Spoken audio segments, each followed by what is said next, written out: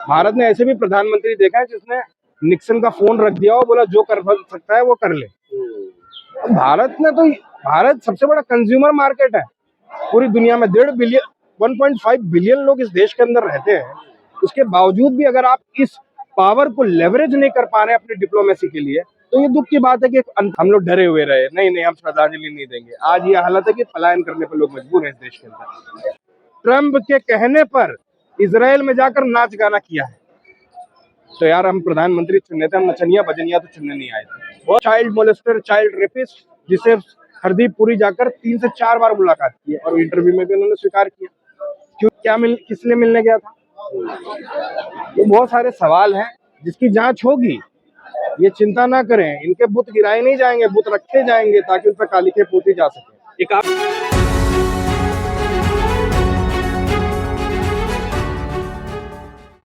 America में लोगों की नौकरी खा रहे हैं, आपके लोग जाकर ब्रिटेन में नौकरी खा रहे हैं और आप बोल रहे हैं आपकी नौकरी कौन खा रहा है? नौकरी होनी तो चाहिए। बांग्लादेशी कैसे आए? बांग्लादेशी मैं यही मुद्दा उठा रहा हूँ कि इस देश का गृह मंत्री, इस देश का रक्षा मंत्री अगर निठल्ला होगा तभी बांग्लादेश से लोग अंदर आ पाएंगे, ऐसे तो कोई आ नहीं पाएगा अंदर।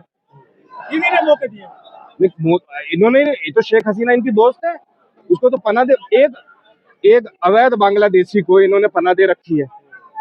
भाई बांग्लादेशी घुसपैठियों की अगर ये बात कर रहे हैं तो इस समय भारत में एक ही बांग्लादेशी घुसपैठिया है, वो है शेख हसीना। उसको बाहर निकालिए पहले, उसको तो आपने पनाह दे रखी है। अच्छा सर, अभी ईरान इजराइल अमेरिका का जो युद्ध हो रहा था उसमें विराम लगा 15 दिन के लिए। अब इसमें पाकिस्तान का नाम भी आ रहा है कि उसने मध्यस्थता कराई है। सवाल यह है कि हम अपने आप को विश्वगुरु बताते हैं, लेकिन हमारे देश की कूटनीति किस स्तर पर? ये शर्म की बात है भारत के लिए। एक कूटनीतिक फेलियर के रूप में मैं इसको देखता हूँ। जहां भारत दुनिया को, एशिया को दिशा दिखाने की शक्ति रखता है, उस देश को नजरअंदाज करके पाकिस्तान जैसे डूबते हुए इकोनॉमी ने जाकर वहां डिप्लोमेसी का झंडा फहरा दिया।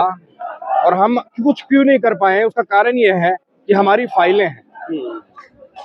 बीबी ने, जो इजराइल का प्रधानमंत्री है बेंजामिन, उसने दरअसल फाइलें बना रखी है। एप्स्टीन फाइल उसी का है प्रोजेक्ट।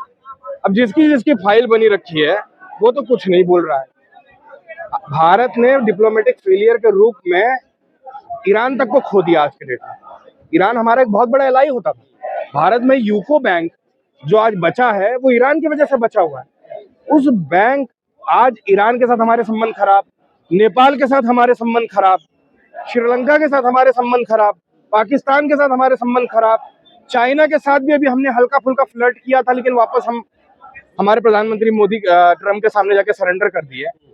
पूरे एशिया में हमने अपने आसपास के लोगों से दुश्मनी लेकर रखी। ये डिप्लोमेटिक फेलियर है। अमेरिका को तो अपना माल बेचना है, जहाज बेचना है, अपने हथियार बेचने हैं। इजराइल को अपना हथियार बेचना है, लेकिन जब आपके ऊपर विपदा आएगी तो आपके नेबरिंग कंट्रीज तो आपका साथ देंगे। आज हम घिर चुके हैं। मोदी ने अपनी वाहवाही के चक्कर में भारत को आइसोलेट कर दिया है पूरे एशिया के अंदर। तो अगर मोदी की वाहवाही हो रही है तो देश की तो वाहवाही हो रही है, वही तो रिप्रेजेंट कर रहे हैं। मोदी देश नहीं है, रिप्रेजेंट कर रहे हैं ना। रिप्रेजेंट देश के प्रधानमंत्री की अगर कहीं तारीफ हो रही है, वाहवाही हो रही है, तो इसका मतलब है कि हमारे देश की वाहवाही। अगर देखिए मोदी की कोई भी रैली होती है, कहीं भी सभा होती है, तो लोग ये नहीं कहते इंडिया इंडिया, भारत भारत नहीं कहते, लोग मोदी मोदी कहते हैं। अगर इतना ही देश को रिप्रेजेंट कर रहे हैं तो इंडिया इंडिया के नारे क्यों नहीं लगते हैं? भारत भारत के नारे क्यों नहीं लगते? हिंदुस्तान जिंदाबाद के नारे क्यों नहीं लगते हैं? मोदी मोदी के नारे लगते हैं। सारे योजनाएं जो बन रही हैं, आप देखिए दिल्ली भर में, किसी मंत्री की फोटो देखिए आपने? जो मंत्रालय मोदी जी को, जिसकी स्पेलिंग भी नहीं पता है, उस मंत्रालय पर उनका फोटो लगा हुआ है। मोदी इंडिया नहीं है। इंडिया बहुत बड़ा है, इंडिया का इतिहास बहुत बड़ा है। 10-12 साल में इन्होंने आकर भारत को डिस्टर्ब करने का काम किया है, लेकिन मुझे पूरा यकीन है कि समय बदलेगा और भारत को हम फिर से रिक्लेम करेंगे। जिस भारत की हम बात करते थे, आज सोशल मीडिया पर आप सोशल मीडिया चला रहे हैं, आप यूट्यूब चला रहे हैं, जो रेस्ट्रिक्शन आज फील हो रही है, क्या आपका दम नहीं घुट रहा है? तो भारत अगर लोकतंत्र है तो उसे साबित करना पड़ेगा नागरिकों को। नागरिकों की जिम्मेदारी नहीं है कि बताना कि ये लोकतांत्रिक देश है, ये सरकार की जिम्मेदारी है। अगर इस देश को, आज के डेट में मैं ये नहीं कहता भारत एक लोकतांत्रिक देश है, भारत एक सेमी डिक्टेटरशिप कंट्री है, जिस बात को सबको स्वीकार कर लेना चाहिए।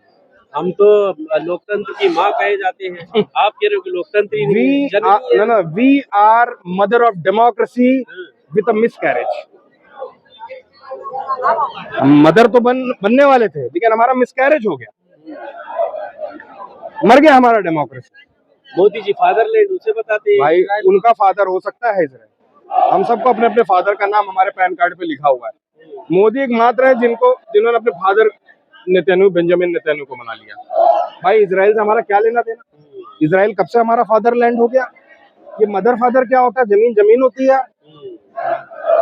गृह मंत्री अमित शाह जी का एक बयान अब वायरल हो रहा है और वो कह रहे हैं कि बिना नरेंद्र मोदी के दुनिया के किसी भी मुद्दे पर कोई भी देश कोई डिसीजन नहीं ले सकता। अमित शाह को कुछ नहीं पता कि दुनिया कैसे चल रही है, दुनिया में क्या निर्णय हो रहे हैं। पूरा यूरोप किस तरीके से ऑपरेट कर रहा है, पूरा साउथ अमेरिका किस तरीके से ऑपरेट कर रहा है, कौन पूछ रहा है मोदी को? क्या उपलब्धता है मोदी की? जस्ट वो ट्रम्प की चमचागिरी करने में, जस्ट ट्रम्प की चमचागिरी करने से आप महान नहीं बन जाते। भारत ने ऐसे भी प्रधानमंत्री देखा है जिसने निक्सन का फोन रख दिया और बोला जो कर सकता है वो कर ले। भारत सबसे बड़ा कंज्यूमर मार्केट है पूरी दुनिया में। 1.5 बिलियन लोग इस देश के अंदर रहते हैं। उसके बावजूद भी अगर आप इस पावर को लेवरेज नहीं कर पा रहे अपनी डिप्लोमेसी के लिए, तो ये दुख की बात है कि एक अनपढ़ आदमी देश का प्रधानमंत्री बना हुआ है। ये युद्ध विराम को आप क्या देखते हैं? अमेरिका की हार के रूप में देखते हैं या इसके पीछे कोई और देखिए, अमेरिका हार चुका है। ईरान की वॉर अमेरिका हार चुका है, इसराइल भी हार चुका है। इन्होंने जो भ्रम पाला था कि हम आएंगे 4 दिन में तेहरान पर झंडा लहरा देंगे, पूरा भ्रम टूट गया। ईरान ने बता दिया कि असली जो धुरंधर है वो ईरान है। ईरान ने अमेरिका को घुटने पे ला दिया। जो अमेरिका आज के डेट में ट्रम्प रो रहा है कि उसे सेफ एग्जिट मिल जाए, स्ट्रेट ऑफ हॉर्मुज आज बंद हो गया। जिसका नुकसान किसको हो रहा है? जब अयोतुल्ला जी की मृत्यु हुई, भारत की जिम्मेदारी थी कि जाकर वहां श्रद्धांजलि देना, पर एप्स्टीन फाइल के चक्कर में हम लोग डरे हुए रहे। नहीं, हम श्रद्धांजलि नहीं देंगे। आज ये हालत है कि पलायन करने पर लोग मजबूर हैं इस देश के अंदर। मोदी जी जिक्र कर रहे हैं कश्मीर फाइल्स का, धुरंधर का। कश्मीर फाइल्स फेक है, केरला फाइल्स फेक है, असली सिर्फ है एप्स्टीन फाइल, जिसमें लिखा है कि हमारा प्रधानमंत्री ट्रम्प के कहने पर इसराइल में जाकर नाच गाना किया है। तो यार, हम प्रधानमंत्री चुनने थे, हम नचनिया बजनिया तो चुनने नहीं आए थे। बहुत सारे लोग मीडिया पर भी ये बात होती है कि सिर्फ मोदी का या सिर्फ और किसी का नाम नहीं बल्कि विपक्ष के नेताओं का भी इसमें नाम है। किस संदर्भ में नाम है? डिस्कशन में नाम है या वो इन्वॉल्व है किसी चीज में, उसमें नाम है? राहुल गांधी जी का नाम दिखाइए, खड़गे जी का नाम दिखाइए कि इन्होंने कुछ किया हो। नाम तो इनका है, इनके मिनिस्टर का, हरदीप पुरी का, जो एप्स्टीन से मिला जाकर, जानते हुए भी कि वो चाइल्ड मॉलेस्टर है, चाइल्ड रेपिस्ट है। उसको कन्विक्टेड चाइल्ड रेपिस्ट था वो। ऐसा नहीं था कि जब वो मिले तो वो सब्जुडिस मैटर था। He was a convicted child molester, child rapist, जिसे हरदीप पुरी जाकर 3 से 4 बार मुलाकात की और इंटरव्यू में भी उन्होंने स्वीकार किया। क्यों मिल रहे थे भाई? एप्स्टीन जो था वो मोसाद के लिए काम करता था। हमारा विदेश मंत्री मोसाद के एजेंट से, जो चाइल्ड रेपिस्ट है, चाइल्ड मोलेस्टर है, किस लिए मिलने गया था? ये बहुत सारे सवाल हैं जिसकी जांच होगी।